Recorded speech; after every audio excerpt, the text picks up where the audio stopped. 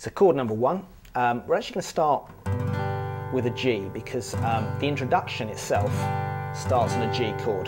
So what I'm going to get you to do is start with just a G chord playing the 4 strings. So if you know G like that, actually use 4 fingers with it so that your 3rd finger is now string 2, so that's the 2nd thinnest string, fret number 3, and then your little finger covers string 1, fret 3.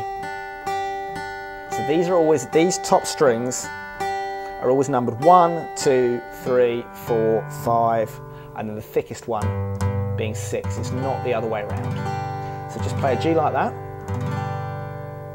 Next chord we're going to cover is A sus4, or A sus as it's known sometimes. It's not A7 sus4, it's slightly different. So all I'm going to get you to do, so what I'm going to get you to do really is like playing an A chord, but then your 3rd finger is extended to fret number 3, and we're going to keep that top finger on just as you've done in the G. So from there to there. So go from a G, remove your 1st and 2nd fingers and place them on fret number 2 on strings 4 and 3. And play 5 strings there. You don't have to have this little finger on if you don't want to. And then we're going to go for a B minor chord. Now we're using a B minor 7 little cheat, which is, if you take that 1st finger off, and at the moment it's on fret number 2, string 4, and if you go to fret number 2, string 5, so you're moving it down a string, that can form a B minor chord. So it's a really easy way of getting around a B minor if you don't know that. So finger 2, string 5, fret 2, sorry, finger 1 that is. Finger 2 is string number 3, fret 2, and finger 3 is string number 2, fret 3. Just like that. So we have G, A sus, and then B minor 7, and then it goes G, A sus, and then we've got a D. And we just use, when you're playing a D, what I actually want is to play the full proper D, not like a D add 9, something like that. You want something that sounds really, really positive. Now there's one more chord that we're going to do as well, which is a D over F sharp. And what that means, it's a D chord with an F sharp bass note. So it sounds, and it looks like D/F sharp. So what you've got to do, take your 1st finger off. At the moment it's on string number 3, put it on string number 6. And then where your 1st finger was, take your 2nd finger off, so take it off the 1st string and replace it on string number 3, fret number 2. It's a really lovely sounding chord. Now some people play it as a D chord with their thumb over the top. I prefer not to do that. It's just that one. So now you've got all those chords, let's look at the strumming pattern. Now the strumming pattern I've actually constructed to go around the drum beat, but it actually follows over 2 bars separately. So what you'll often find is the chord changes mid-strumming pattern, so that's something you've got to be aware of. But if you get this right, it's going to sound really good. So I'm just going to play it with 1 chord to begin with, just so you can get it, and then we'll apply it to the different chords. So it sounds like this.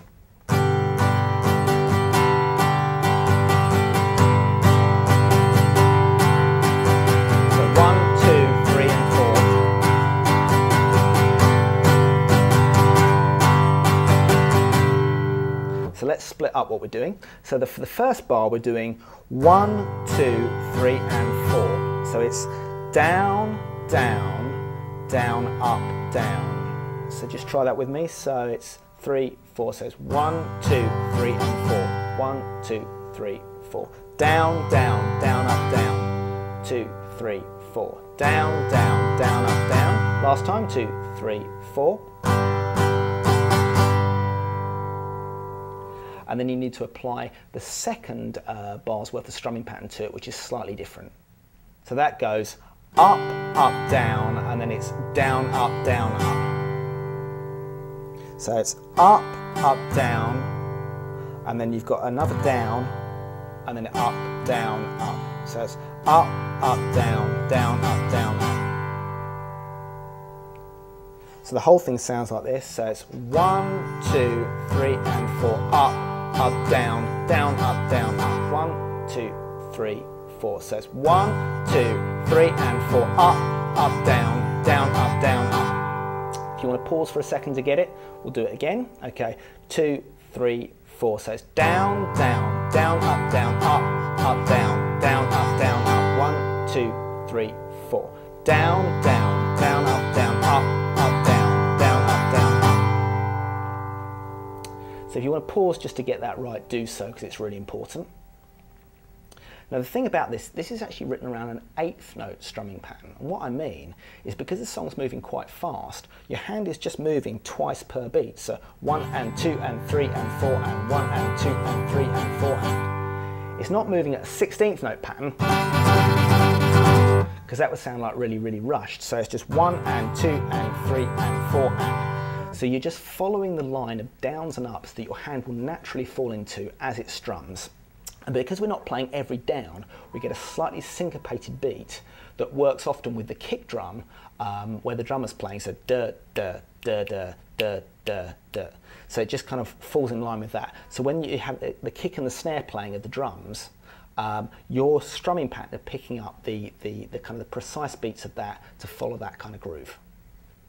So let's start off with those chords and we'll put it together with the introduction. Now, a fairly standard intro for this goes G, A sus, B minor 7, and then it's G, A sus, D.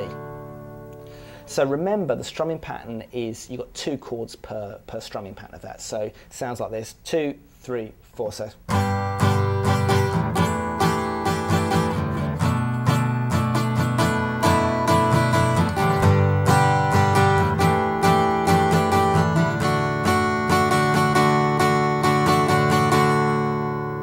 Which will lead you into the verse. So wonderful, so wonderful. So we've got G, A sus, B minor 7, hold it for a whole strumming pattern, G, A sus, D.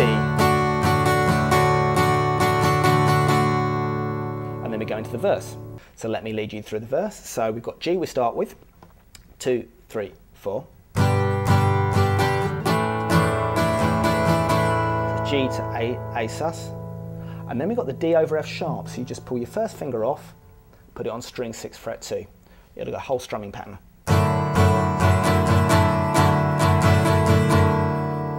Then the G to the A again, 2, 3, 4.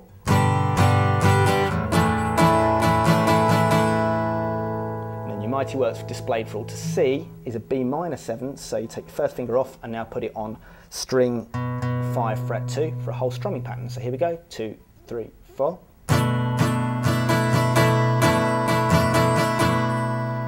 And then it repeats. So G to A, 3, 4, G, A, D over F sharp. And then how wonderful, how glorious you are is G to A and then to a straightforward D, and just make it a really positive straightforward D. So here we go on the G, 2, 3, 4, G, A sus, D, whole strumming pattern. And then that leads to beautiful one. So for that chorus, we're just alternating actually between the G and the A. So let me just demonstrate it. So 1, 2, 3, 4, G. A, G, A, G, A, D for a whole strumming pattern. So it's beautiful one I adore. So let's try that together a little bit slower. So 1, 2, 3, 4. A, G, A, G, A, D. Repeats. Again, G, A, G, A, A.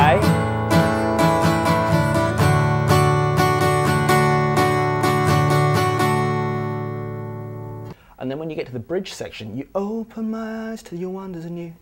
all you've got really, the whole thing feels like it kind of pulls back, so it goes down a couple of gears or however you do it. But it feels like the dynamics just change on it. Now the chords are the same. You opened my eyes to your wonders and you captured my heart with this love. Nothing compares to you. Now what you've got to do is, instead of doing the same strumming pattern, you want to just back it off. So what I do normally, I don't change the tempo, I'll just play, just mark the chord. So in other words, you open my eyes to your wonders and you captured my heart with this love, because nothing on earth. Now, when you do that, try playing just through the bar. So you're just playing one long stroke. So open my eyes to your wonders and you captured my heart with this love. So I'm playing kind of through the beat and behind it, and it feels like the whole thing drags back anyway. But the key thing you must not do is slow the tempo of the song down. So the song still stays the same tempo all the way through. If you slow it down, it'll feel awful, and it'll be very difficult to get back into the chorus at the same pace. So just because the dynamics fall off, it doesn't mean the song speeds up or slowed down. In fact, in nearly all pop songs, the tempo stays exactly the same, so the timing doesn't change, it's just the groove kind of goes up and down. So you either add things to it or subtract to it to make the dynamics feel like they rise or fall, but never change the tempo. It's so important. And if your drummer kind of changes the tempo and goes kind of faster and slower, he's generally actually doing it wrong. So get him to work with a metronome or something like that, but keep the tempo the same pace. Now when that bridge section picks up, so after you've done the kind of the slow section, it feels like it goes up a gear. What I would do with that, I would do the same strumming pattern that we've just done before, so just the standard, that kind of thing. But I would actually do it with what's called palm muting. So I'm just playing like the low strings, and what I'm doing there, I'm just putting the fleshy part of my hand here, so just this part of my palm, on this side of the guitar, and I'm just putting it really just on the edge of the strings. So I'm not putting it here on the strings because it'll stop any sound. I'm just resting it lightly just on the edge of this bridge area, so this white bit here. And if you just rest it there, almost like it tickles your hand. You kind of feel the vibrations of the strings ever so slightly, and it just feels like the sound just slightly mutes itself. And it feels like the song's ready to kind of explode because you've got a bit of tension there. So try the same strumming pattern with that palm muting, and you'll find that you can keep the whole tension of the song down. So let's try that. So what we're going to do, put your palm just resting on there, and we're going to go 1, 2, down, up, down, up, down.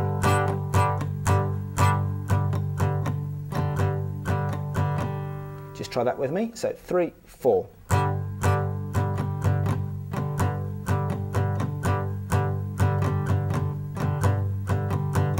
So if you want to pause your player and just practice that, that's fine. Now what we're going to do, we're going to alternate between the G and A to do that. So ready? 2, 3, 4 says.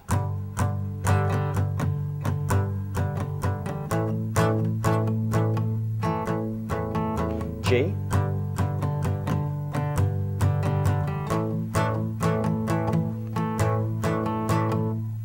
So once you've got that, now let's do it, so let's close up the gaps on the chords. So we're going to do half a strumming pattern for each chord. So 1, 2, 3, 4.